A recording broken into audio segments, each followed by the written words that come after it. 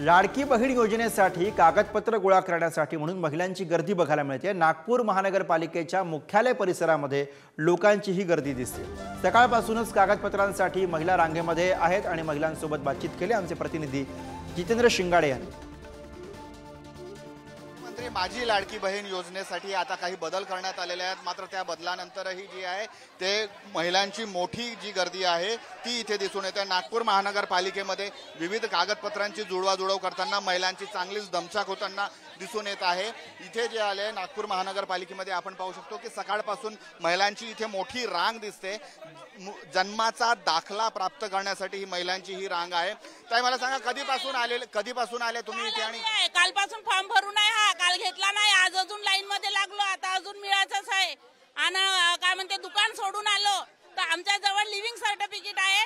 जेव्हा आमचा जन्म झाला तेव्हाच आमचं लिव्हिंग बनलं, आमच्या आई वडिलांनी आमचं नाव टाकलं शाळेमध्ये आणि जिथं म्हणजे डागा हॉस्पिटल मध्ये गेलो तिथून इथं पाठवलं। इथून आता कुठं पाठवते किंवा हे जर चुकलं काही तर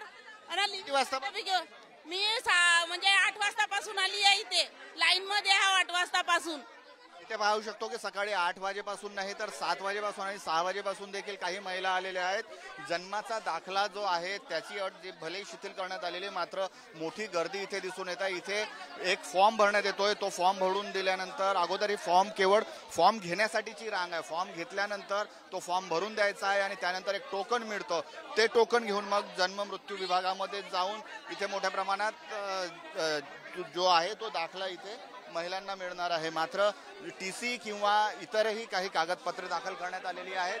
आपण काही आणखी महिलांशी बातचीत करूया। काय मला सांगा कधीपासून आले तुम्ही? 8 वाजतापासून लागलो आहे। सिस्टमच बरोबर नाहीये, मध्ये येतात। आता यांना कसा हाकलणार आहे तुम्ही सांगा?